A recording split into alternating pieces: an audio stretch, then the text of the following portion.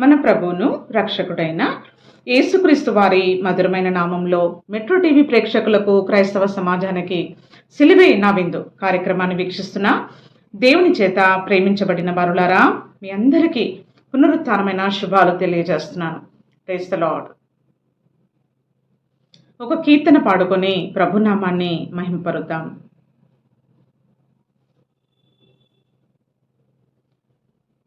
నీవు లేని క్షణము నాకు శూన్యమే దేవా, నీవు లేని క్షణము నాకు శూన్యమే దేవా, నీవు నావనిగా నేను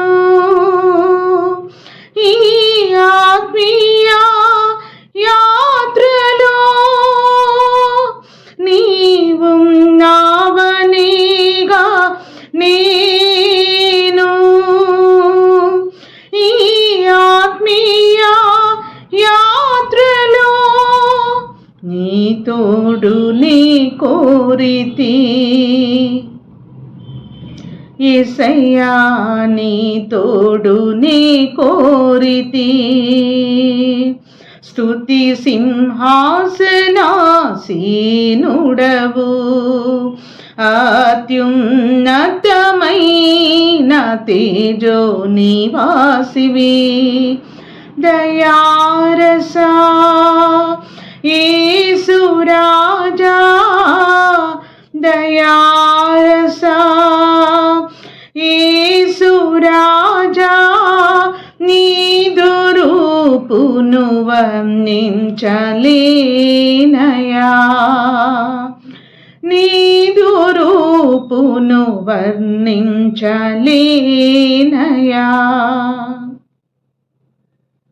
స్తుతి సింహాసనాసీనుడవు, అత్యున్నతమైన తేజో నివాసివి, దయారసా యేసు రాజా, దయారసా యేసు రాజా, నీదు రూపును వర్ణించలేనయా, నీదు రూపును వర్ణించలేనయా. స్తుతి సింహాసనాసీనుడవు, అత్యున్నతమైన తేజో నివాసివి, పందిరి లేని తీగనైనే పలు దిక్కులు ప్రాకితి, పందిరి లేని తీగనైనే పలు దిక్కులు ప్రాకితి, నీ సిలువపైనే నేను ఫలభరితమైతిని,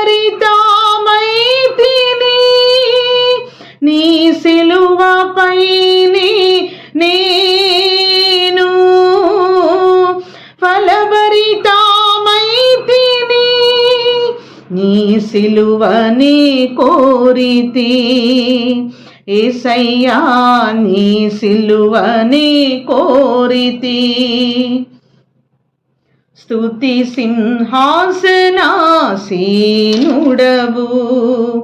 అత్యున్నతమైన తేజో నివాసివి, దయారసా యేసు రాజా, దయారసా యేసు రాజా, నీదు రూపును వర్ణించలేనయా, నీదు రూపును వర్ణించలేనయా.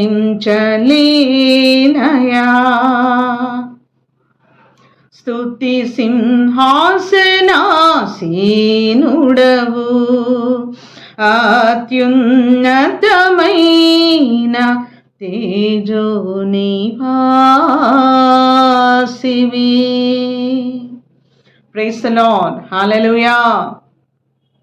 ప్రభువారు మరొకసారి మనలను జ్ఞాపకం చేసుకుని మరి మన యొక్క ఆయుష్ను పెంచి తన ప్రభువారి యొక్క ఉచితమైన కృపలో దేవుడు తన కృపను మన ఎడల విస్తరింపచేస్తూ దేవుని యొక్క ఆదరణతో మనలను నింపుతూ దేవుని యొక్క కరుణ కటాక్షములను మనకు కిరీటముగా ధరింపచేసి ఈ యొక్క నూతనమైన మాసములో మే మాసములోనికి ప్రభువారు మనలను ప్రవేశపెట్టి ఉన్నారు.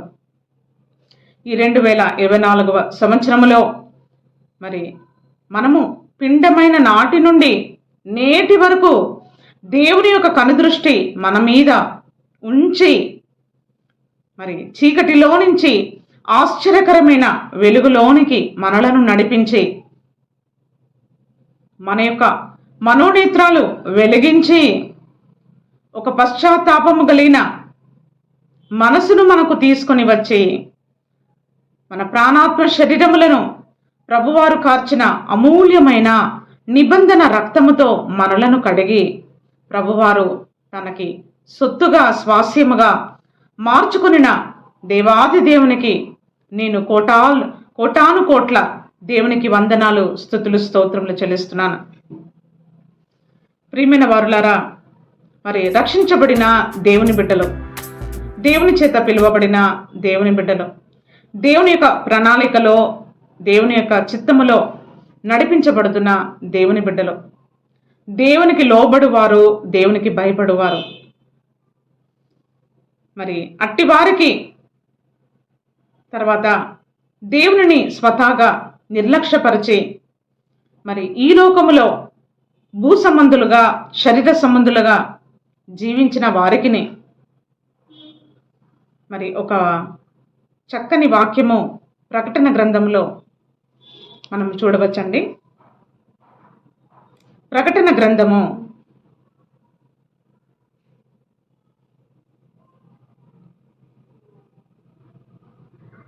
22వ అధ్యాయము 12వ వాక్యము. ఇదిగో త్వరగా వచ్చుచున్నాను, వాని క్రియల చొప్పున ప్రతి వానికిచ్చుటకు నేను సిద్ధపరిచిన జీతము నా యొద్ద ఉన్నది. మరొకసారి, ఇదిగో త్వరగా వచ్చుచున్నాను, వాని క్రియల చొప్పున ప్రతి వానికిచ్చుటకు నేను సిద్ధపరిచిన జీతము నా యొద్ద ఉన్నది. నేనే అల్ఫాయు ఓమేగాయు, మొదటి వాడను కడపటి వాడను, ఆదియును అంతమునై ఉన్నాను.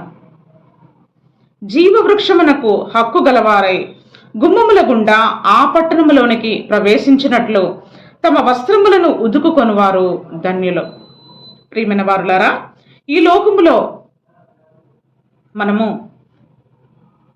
మన యొక్క అనుదిన జీవితంలో పరలోక సంబంధమైన మరి భూ సంబంధమైన మరి ఇహపరములలో మనము శుద్ధులమై నిర్దోషమైన మనసుతో ప్రభుని మనము వెంబడించినట్లయితే ఆ క్రియలు మంచివైనను సరే చెడ్డవైనను సరే దాని యొక్క ప్రతిఫలము మరి వాటి యొక్క జీతము మనకుంటుందని దేవుని యొక్క వాక్యము సెలవిస్తూ ఉంది. చూడండి, ఇదిగో త్వరగా వచ్చుచున్నాను, వాని క్రియల చొప్పున ప్రతి వానికిచ్చుటకు నేను సిద్ధపరిచిన జీతము నా యొద్ద ఉన్నది. మనకు జీతాలు ఇచ్చేవారు ఎవరు లేరేమో. మనము ఎవరి యొక్క కనుదృష్టిలో మరవబడ్డావేమో, లేదా మనలను విడిచిపెట్టారేమో, మరుగున చేయుచున్న మరి దాచబడినట్టుగా మరుగుయున్న ఈ లోకములో దేవుని కొరకైనా మన యొక్క జీవితం, దేవుని కొరకైనా పరసంబంధమైన క్రియలు, మరి దేవుని కొరకు మనం పడుతున్న ప్రయాసము, వాటన్నిటికీ దేవుడు లెక్క చేసి మనము ఆయన రాజ్యంలోనికి మహిమలోనికి ప్రవేశం చేసిన తర్వాత దేవుడు మనలకు ఒక జీతాన్ని ఇవ్వబోతా ఉన్నాడు. మరి పాపము వలన వచ్చు జీతం అని కూడా రాస్తుంది. ప్రియమైన వారులారా, 2 జీతాలు, 2 wages. మొదటిది the wages of sin is death.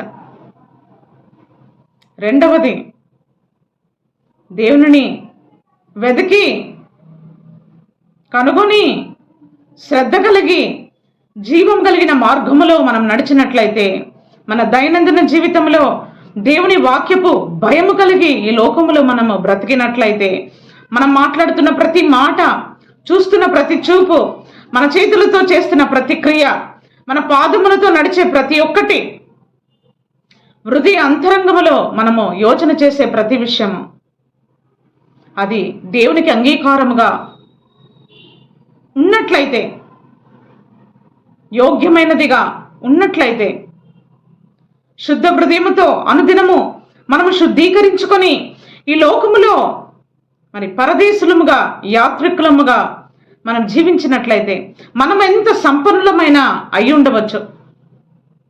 ఏ స్థితిలో ఉన్నప్పటికీ, ఏ పరిస్థితిలో మనం ఉన్నప్పటికీ, ఈ లోకములో మన యొక్క ప్రయాణము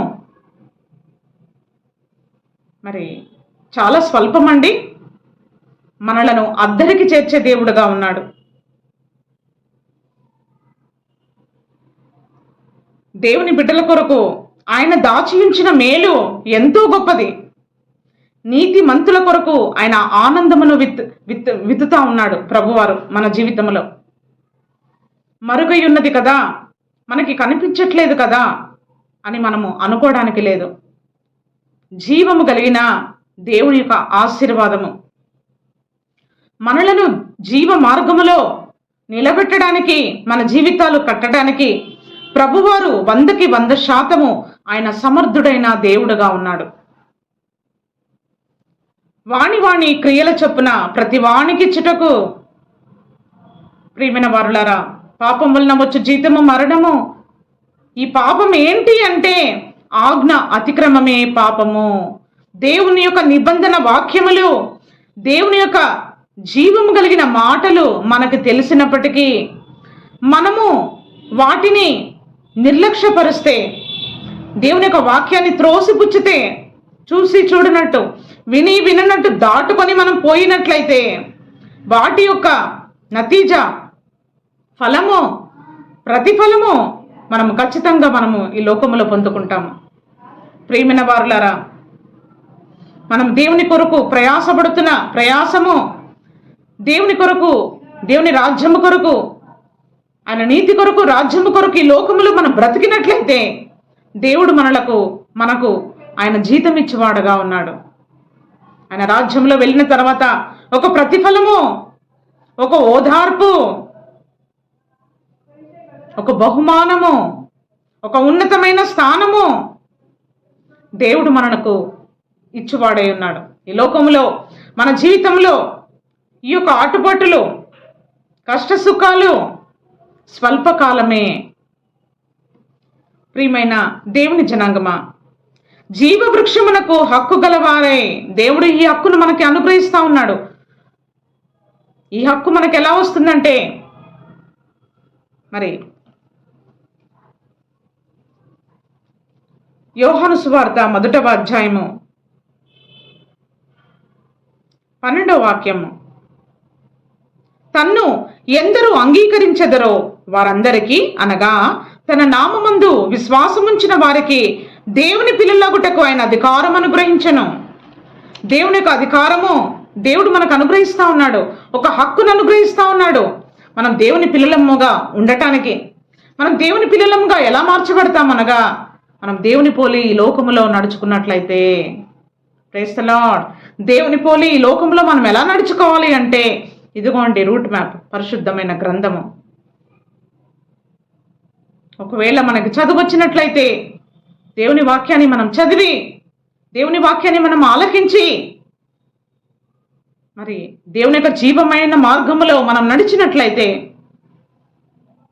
గొర్రెలకు జీవం ఇచ్చుటకును అది సమృద్ధిగా ఇవ్వటానికే నేను వచ్చి ఉన్నానంటా ఉన్నారు. జీవవృక్షమునకు హక్కు గలవారై గుమ్మముల గుండా ఆ పట్టణములోనికి ప్రవేశించినట్లు. ఈ పట్టణము కాదండి, ఈ పట్టణము కాదు. ఈ లోకములో దేవుడు మనల్ని ఎంత ఆశీర్వదించినప్పటికీ, ఎంత దీవించినప్పటికీ మనము విడిచి వెళ్ళవలసిన వారమే. అలెగ్జాండర్ ది గ్రేట్ మరి ఎంతగానో చక్రవర్తిగా పేరుగాంచాడు, లోకాన్ని జయించాడు, పోరాడాడు, జయించాడు. కానీ తను చనిపోకముందు తను చెప్పిన మాట ఏంటంటే, నేను లోకాన్ని కాంకర్ చేసుకున్నాను, కానీ నేను వెళ్ళిపోయేటప్పుడు నేను ఏమి తీసుకెళ్ళట్లేదు. అలెగ్జాండర్ ఏమి తీసుకెళ్ళట్లేదు, నా చేతులు బయట పెట్టి నన్ను బరి చేయండి అంటా ఉన్నాడు. నేను ఈ లోకంలోనికి ఏది తేలేదు, ఈ లోకంలో నుంచి నేను ఏది తీసుకెళ్ళట్లేదు, ఇది లోకానికి తెలియాలని చెప్పేసి. నిజమే, వాస్తవమే. ప్రియమైన వారులారా, ఈ లోకంలో మనం పడుతున్న ప్రయాస, వీటన్నిటిలో దేవుడు తన కృప, జ్ఞానము, బలము, ఆశీర్వాదము, దీవెన మనకు కలగజేసే దేవుడుగా ఉన్నాడు. ఆశీర్వదిస్తున్నాడు కదా అని ఈ ఆశీర్వాదాల్లోనే మునిగి తేలిపోయి ఈవులను అనుగ్రహిస్తున్న చేతిని మరచి ఈవులలోనే మనము మన జీవితాన్ని వెళ్ళబుచ్చినట్లయితే, క్రీస్తునందు నిరీక్షణ లేకుండా ఈ లోకమందు మట్టికే మనం నిరీక్షణ కలిగిన వారమై ఉన్నట్లయితే మనం ఎటువంటి ప్రవేశమో ఎటువంటి ఆశీర్వాదమో మనకు ఉండదండి. గుమ్మముల గుండా ఆ పట్టణములోనికి ప్రవేశించినట్లు ఆ పట్టణములో నీవు నేను ప్రవేశించాలంటే ఒకటి చాలా క్లియర్ కట్గా దేవుడు మాట్లాడుతూ ఉన్నాడు. తన వస్త్రములను ఉదుకుకొని వారు ధన్యులు. ప్రైజ్ ది లార్డ్, హల్లెలూయా. వస్త్రమనగా మన యొక్క జీవితము, వస్త్రమనగా దేవుడు మనకు అనుగ్రహిస్తున్న ఆయుష్ 60 ఏండ్లో, 70 ఏండ్లో, 100 ఏండ్లో, ఎంతో కొంత మన జీవితంలో ప్రతిదీ లెక్క. మరి దేవుని యొక్క కనుదృష్టి మన మీద ఉంటుండగా మన వస్త్రములను మనం ఉదుకుకునే వారముగా మనం ఉండటానికి పరిశుద్ధాత్మ దేవుడు మనకి ఎల్ల వేళలా మెలుకోగలిగిన ఆత్మ దేవుడు మనకు దయచేయునుగాక. ప్రకటన గ్రంథము 20వ అధ్యాయము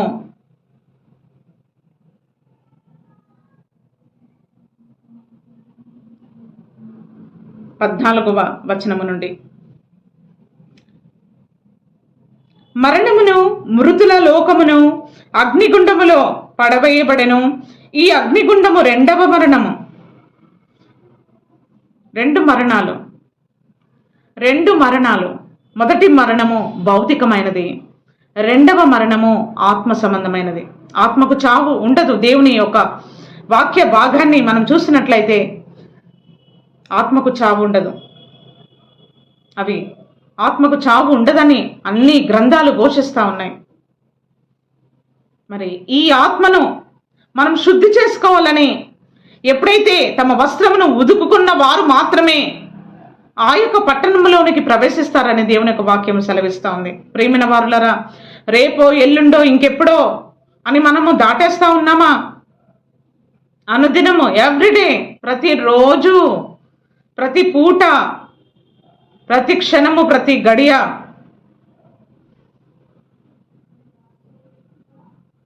మనం మంచి పరిస్థితిలో ఉన్నప్పటికీ, మనం ఎంతో దీవించబడిన స్థితిలో ఉన్నప్పటికీ, ఈ భౌతికమైన జీవితంలో మనం ఉన్నాము గనక మనలను మనము, మన ఆంతర్యాన్ని మనం చూసుకొని దేవుని యొక్క పోలిక మనలో వచ్చినట్లుగా మన అంతరంగాన్ని దేవుని యొక్క వాక్యములో మనము అలంకరించుకున్నట్లుగా పరిశుద్ధాత్మ దేవుడు ఆ క్రియ మనకు జరిగించునుగాక. మొదటి మరణము సహజంగా దేవుడు మనలను పిలిచినప్పుడు మంటికి మన్నైపోతుంది ఈ శరీరము. కానీ ఆత్మకు చావు ఉండదు గనక ఆత్మ మరి దేవుని యొక్క రాజ్యానికి వెళ్తుందో, లేదా మరణమును మృతుల లోకము అగ్నిగుండములో పడవేయబడును. ఈ లోకంలో రక్షించబడిన బిడ్డలకు ఒక నిరీక్షణ ఉన్నదండి. ఏ విధముగా మరణపు ముళ్ళును విరిచిన ప్రభువు, మరి ఆయన మరణపు ముళ్ళును విరిచి ఉన్నాడు గనక, ఆ మరణాన్ని జయించాడు గనక దేవుడు మనలకు కూడా ఆయన పునరుత్థానమైన శక్తి ప్రభావముతో మనలను లేపగలిగిన దేవుడుగా ఉన్నాడు. రక్షించబడిన దేవుని బిడ్డలకు, రక్షణ కాపాడుకున్న దేవుని బిడ్డలకు రెండవ మరణము మన మీద అధికారము చేయదు. ప్రైజ్ ది లార్డ్, హల్లెలూయా. ఎవని పేరైనను జీవ గ్రంథమందు వ్రాయబడినట్టు కనబడని ఎడల వాడు అగ్నికుండములో పడవేయబడెను. ప్రియమైన వారులారా, ఇంకా చాలా సమయం ఉన్నది. నేను ఎన్నో పనులు చేయాలి, ఇంకా నాకు కొన్ని ఇబ్బందులు ఉన్నాయి అనేసి మనము అనేకమైన సార్లు ఆత్మ సంబంధమైన జీవితానికి ప్రాధాన్యత ఇవ్వకుండా మనము దాటేస్తూ ఉన్నామేమో. ప్రియమైన వారులారా, అలా కాదు.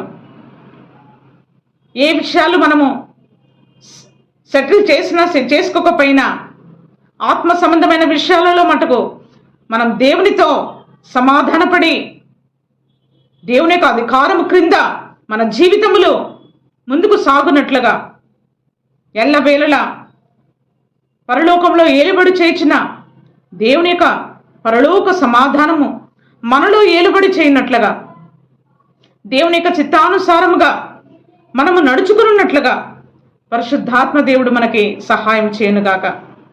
దేవుని యొక్క వాక్యము మనలను సమీపిస్తుండగా వినగలిగిన చెవిని, గ్రహించగలిగిన మనస్సును దేవుడు మనకు అనుగ్రహించునుగాక.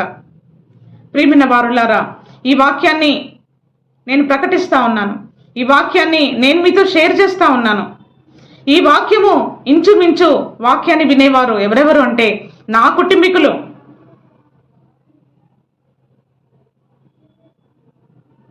నా రక్త సంబంధికులు, నా అత్త ఇంటి వారు, నా స్నేహితులు, దేవుడు నాకిచ్చిన సంఘము, అన్యజనులు, వారందరూ మరి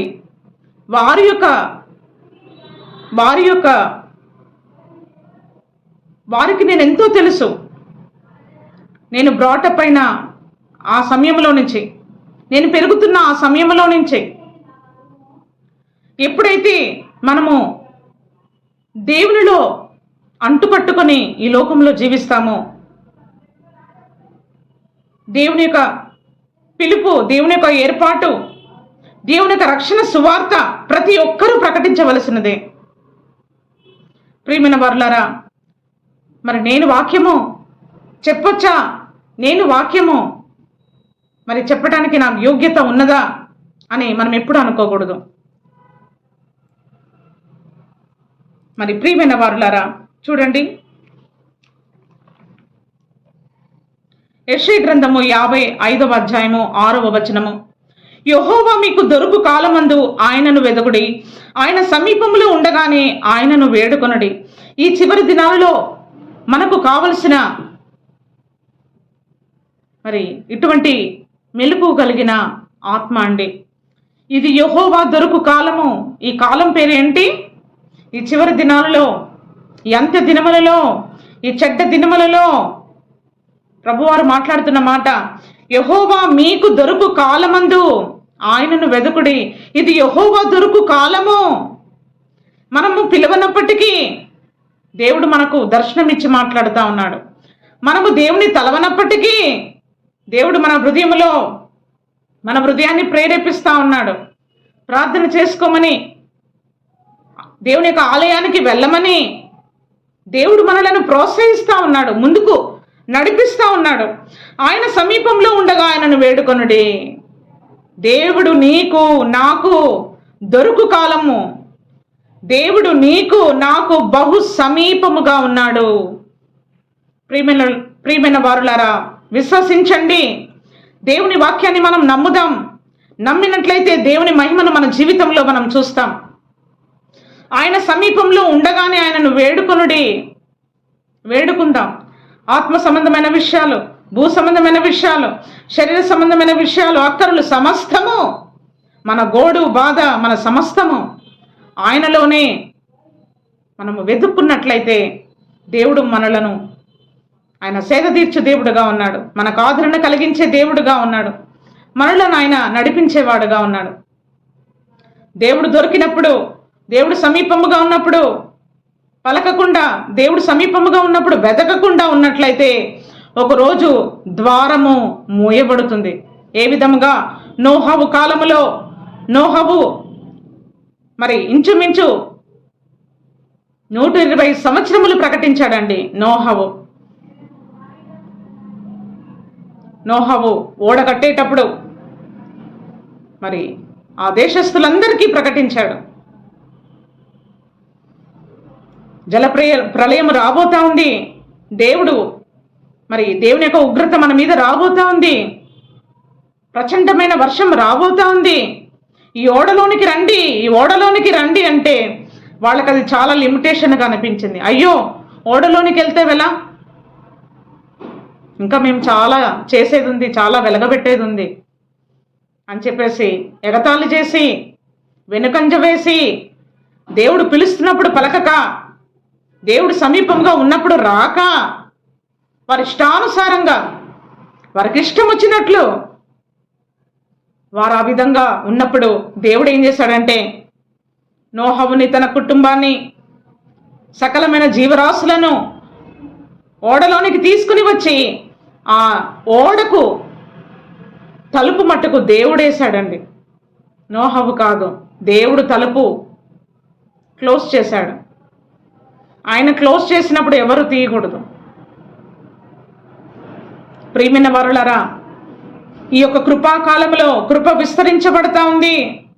దేవుని యొక్క దయ, వాత్సల్యత, కనికరము, సంపన్నత, దీవెన, ఆశీర్వాదము అనేక విధాలుగా మనము మన కుటుంబీకులను అనుభవిస్తూ ఉన్నాము, చూస్తూ ఉన్నాము.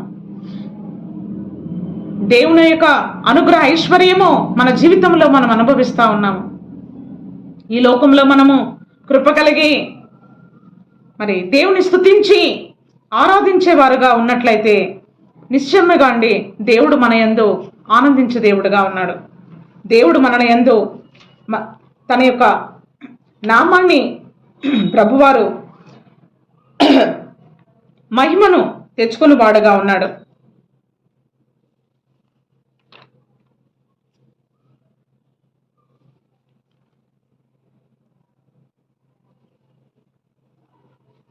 చూడండి 92వ కీర్తన. యెహోవాను స్తుతించడం మంచిది, మహోన్నతుడా నీ నామమును కీర్తించడం మంచిది. ఉదయమున నీ కృపను, ప్రతి రాత్రి నీ విశ్వాస్యతను. హల్లెలూయా. చూడండి, ప్రతి ఉదయమున నీ కృపను నేను జ్ఞాపకం చేసుకోవాలి, ప్రతి రాత్రి నీ విశ్వాస్యతను నేను జ్ఞాపకం చేసుకోవాలి. పగలు నుండి రాత్రి వరకు దేవుడు నాకు ఎలా కృపనిచ్చాడు, నా పనులు నేను ఎలా చేసుకోగలుగుతున్నాను, నాకు ఎలా జ్ఞానం ఇచ్చి నన్ను నడిపిస్తూ ఉన్నాడు, నన్ను నా బిడ్డల్ని ఎలా కృపలో భద్రపరుస్తూ ఉన్నాడు, ఎలా దీవిస్తూ ఉన్నాడు. అరుణోదయమున దేవుడు తన బిడ్డలకి తన కృపనిస్తూ ఉన్నాడు. రాత్రి సమయంలో నేను చేయవలసిన పని ఏంటి అంటే ఆయన యొక్క విశ్వాస్యతను మనము జ్ఞాపకం చేసుకోవాలి. Praise the lord. హల్లెలూయా. 10 తంతుల స్వరమండములతో గంభీర ధ్వనిగల సితారాతో ప్రచురించుట మంచిది. హల్లెలూయా. ప్రియమైన వారులారా, ఈ విధముగా మనము దేవుని స్తుతించి ఆరాధించే వారమైనట్లయితే దేవుడు మన యందు ఎంతో సంతోషించేవాడుగా ఉంటాడు. చూడండి 13వ వచనము. యెహోవా మందిరములో నాటబడిన వారై వారు మన దేవుని ఆవరణములో వర్ధిల్లుదురు. నాకు ఆశ్రయదుర్గమైన యెహోవా యథార్థవంతుడనియు ఆయన యందు ఏ చెడుతనము లేదనియు ప్రసిద్ధి చేయుటకై. చెడ్డవారము మనమండి, దుష్టులము మనము, పాపులము మనము, తృణీకరింపబడిన వారము. అటువంటి స్థితిలో ఉన్న మానవుడి దేవుడు జ్ఞాపకం చేసుకొని మనలను లేవనెత్తి తన రక్తముతో మనలను కడిగి పరిశుద్ధపరిచి గొర్రె పిల్ల జీవ గ్రంథమందు మన పేరు రాసి 2వ మరణమును దేవుడు మన మీద నుంచి కొట్టివేసి జీవ వృక్షం యొక్క పండ్లను మనం తినుటకు దేవుడు మనలను యోగ్యులుగా దేవుడు మనలను తీర్చిదిద్దుతా ఉన్నాడండి. యెహోవా మందిరములో నాటబడిన వారమై, ఆయన సన్నిధిలో నాటబడిన ఒక చెట్టుగా, ఏ విధముగా ఒక చెట్టు రూటెడ్ అండ్ గ్రౌండెడ్గా ఉంటుందో, వేరు పారి ఉంటుందో, ఏ విధముగా బలము కలిగి ఉంటుందో ఆ విధముగా ఫలము కలిగి పక్షులకు మరి చక్కగా అది ఆశ్రయముగా, బాటసారులకు నీడనిచ్చేదిగా, ఒక ఔషధముగా, ఫలాలిచ్చే చెట్టుగా, ఏ విధముగా అనేక రకాలుగా ఒక చెట్టు దీవెనకరంగా ఉంటుందో ప్రభువారు అంటా ఉన్నారు. యెహోవా మందిరములో నాటబడిన వారమై, మనం నాటబడాలి. నాటబడటమే కాదు, మనం వేరు తన్ని ఫలించాలి. ఇదేనండి దేవుని యొక్క సంకల్పము నీ పట్ల, నా పట్ల. వేరేది ఏమీ లేదు. కొండ ఎక్కమనట్లేదు, కొండని పిండి చేయమనట్లేదు. God is not giving any task for us. వస్తువులు తీయమనట్లేదు, ఇంకేదో చేయమనట్లేదు. దేవుడు నరుని వేషము చూడడు. దేవుడు మన ఆంతర్యాన్ని చూచువాడుగా ఉన్నాడు. మన ఆంతర్యము, మనలో, మన ఇంటీరియర్.